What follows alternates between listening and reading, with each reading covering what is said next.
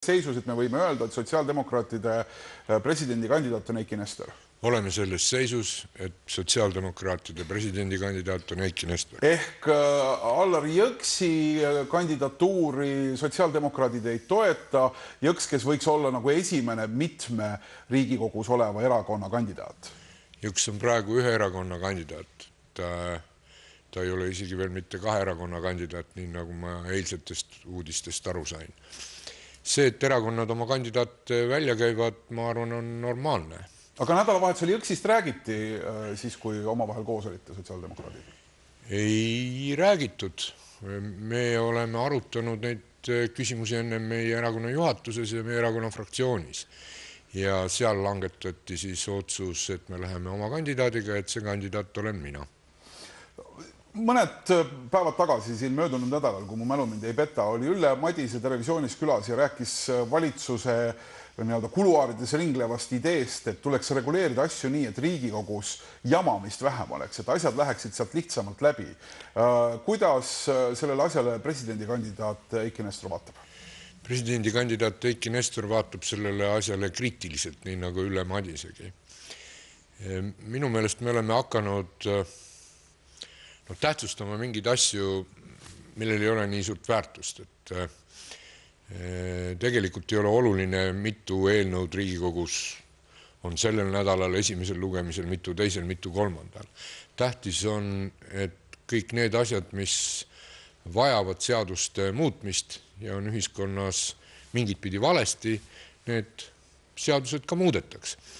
Ja selline hästi pragmaatiline lähenemine siin, et igal eelnõul peab olema taga seal, ma ei tea, mis kõik, et hakkame siis kõige lihtsamast pihta, et Riigikogu liikmel on põhiseaduse järgi õigus seaduseelnõusi algatada ja eeldada, et ta suudaks sinna taha mingi teadustöö monteerida, oleks ju imelik. Et ka mina olen koostanud seaduseelnõusi ühe tubli Hiiumaa mehe telefonikõne peale, andnud selle üle ja 2 kuu pärast oli seadus vastu võetud ja mul ei olnud midagi muud vaja, kui lihtsalt seletuskirjas ära tõendada, et see asi selles seaduses on valesti. No need asjad aastate eest siis oligi muru rohelise. Millise erakonna juhtfiguuride idee see siis on, et nii võiks minna? On see Reformierakond või IRL, kui te ütlete, et sotsid selle taga ei ole? See idee iseenesest on isegi mitte niivõrd poliitiline, kuigi praegu IRL-i minister teda kaitseb. Et see on kuskil seal selline justiitsministeeriumi positsioneerumine.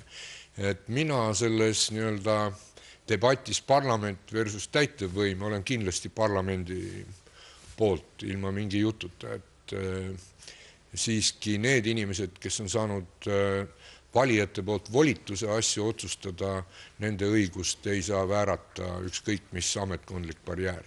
Eiki Nestor, see on selline vana poliittehnoloogiline teadmine, et selleks, et olla hästi nähtav, selleks, et olla arusaadav, peab sul olema selge vaenlane, kellega võidelda. Siiamaani on valimiste eel hästi kaubaks läinud sellised näidislahingud umbes Keskerakonna, Reformierakonna, varasematel aegadel Keskerakonna ja Isamaa vahel, siis kui veel Mart Laar seda juhtis ja nii edasi. Kas nüüd on sotsidel jõudnud kätte see hea aeg, kus lõpuks ometi on olemas oma sisevaenlane, keda materdada ja keda kuulutada ainukeseks õigeks partneriks enda kõrval? Ma tahaks öelda järgmist, et vaadake, et kui veel võib-olla aastat 10 tagasi võis sellist nagu jutus väga pidulikku ja ka tegelikult inimvaenulikku poliitikat ka maha vaikida ja ka seda püüti Euroopas teha, siis võib-olla 10 aastat tagasi see oli mingit pidi võimalik. Poliitikas on olemas selline mingi jõu siis vähendamise tehnoloogia, mille mõte on sellest, keegi temast ei räägi, et ärme paneme teda tähele. Tänastes oludes Euroopas on see minu meelest võimatu ja kui me vaatame teisi riike, siis ka seal on võimatu, et Rootsis Rootsi demokraadid tõusevad, Taanis, Prantsusmaal Le Pen, Saksamaal me näeme, kuidas äärmust parempoolsus jõuab järgmisesse parlamenti, Inglismaal on sama olukord. Ühesõnaga, millegipärast me arvaksime justkui need, kes hakkasid meid eile süüdistama, millegipärast, et meil Eestisse õnnestub. Ei õnnestu, see ei ole võimalik. Ja seetõttu ongi vaja rääkida ausalt asjadest nii, nagu nad on ja öelda, kui keegi räägib kuskil valesti. Küsimus ei ole mingis vastase kuju loomises, see vastane on meil niikuinii olemas. Küsimus on sellest lihtsalt, kui valjusti sa sellest räägid. Et meie sellist inimest mitteaustavat poliitikat ei pea sellest lugu ja kritiseerime nii, kuidas oskame. Ehk see hashtag idiootne Eesti jääb edasi kehtima, kui sotsiaaldemokraadid midagi sellist näevad? Eesti on väga tark ja tubli riik. Seda üllatavam see viitesõna on. See viide on nüüd keeratud natuke küll teise kohta, aga Eesti on väga tark ja tubli riik ja seetõttu mõjub siin eriti hullult, kui keegi räägib mingist sulgumisest, suletusest, sest see on meile ju lõppkokkuvõttes ohtlik. Et 40 aasta, kui Eesti esimene iseseisvus kadus siin aastakümneid tagasi, siis oli Euroopa lõhenenud tükkideks, igaüks tiris teki oma peale, 3 Balti riiki üksi ja 2 suurt jõudu tegid meile ära klapsti, kõik oli kadunud.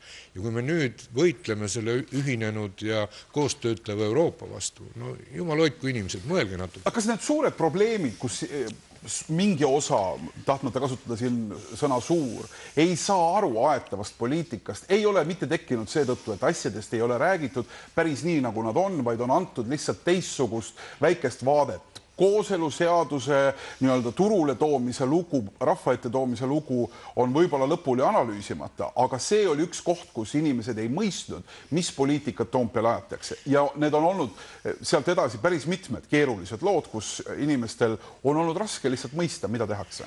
Küsimus on minu meelest väga arusaadav, et kõige lollim oleks öelda inimestele, et nad on rumalad. Nad kindlasti ei ole rumalad.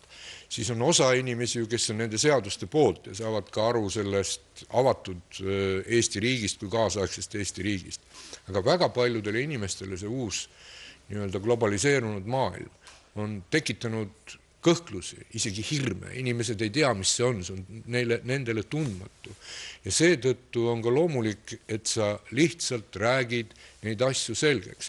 Et meil on näide minu meelest Eesti ajaloost, väga ilus näide, et kui 90. lõpus me kõik teadsime, et kui Eestis nagu surmanuhtlust me ei keelusta, siis mingist NATO-st, Euroopa Liidust üleüldse mingit juttu ka ei saa olla. Ja samal ajal ühiskonnas tekitas see meeletut poleemikateks. Siis kui seadus vastu võeti lõpuks mõne häälega, siis pärast seda kõik vaibus. Ja ma arvan, et ka täna lõppkokkuvõttes, et nüüd see kooseluseadus on 4 kuud kehtinud, eks ju, 5.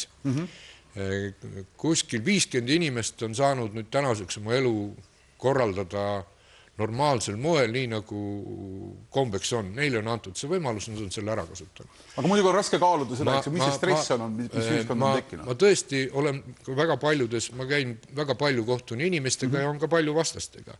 Ja kui ma siis ütlen ausalt, et minu traditsiooniline pereelu ei ole sellest muutunud ja küsin inimeste käest, kas neil on, siis kuidagi põrkuvad tagasi. Minul, mul ka ei ole. Ja ka ei olegi. Ja kellelgi ei olegi sellest midagi muutunud. Lihtsalt 50 inimest elavad täna õnnelikumalt kui varem. Eiki Nestor, presidendina selge visiit Soome, visiit Lätti, nii nagu need asjad käivad. Kus võiks saada president Eiki Nestori esimene välispoliitiline oluline kõne peetud? Ma arvan, et see saab peetud Tallinnas. See on kõige õigem koht ja meie tänane esimene kõige tähtsam välispoliitiline sündmus saabub jaanipäeva paiku Briti saartel. See on Eestile oluline, mida seal otsustatakse. Järgmine saabub siis Poolas mõne aja pärast, kui on NATO kõrgeim foorum koos. Väga lühikene paar küsimust siia lõppu veel. Kes on kõige tõsisem kandidaat nende hulgast, keda me täna teame teie arvates konkurentsis presidendi Mina arvan, et konkurentsis on tõsisid kandidaat tänaseks päevaks 4. Need on siis Marina Kaljurand, Siim Kallas, Allar Jõks ja Eiki Nestor. Kas Eiki Nestoril on arvestatav toetus? Usute te, et teie taha võiksid tulla koalitsioonipartnerid ja keegi opositsioonist? Ma usun, et minu taha ei tule kuskil, kindlasti ei tule kuskil 7+, ütleme, 10 saadikut keskfraktsioonist, nende peale on mul raske loota, aga ülejäänud, ega ma arvan, et nad tunnevad mind nii palju, et võivad mingil hetkel otsustada minu kasuks küll. Eiki Nestor, sulle aitäh tulemast. Riigikogu esimees, presidendikandidaat Sotsiaaldemokraatlikust erakonnast oli täna hommikul Terevisioonis külas. Me jätkame muusikat. Täiskuu ei tohiks õues praegu olla, aga Bombillas teab, mida täiskuu inimesega teeb ja laulab sellest ka nüüd.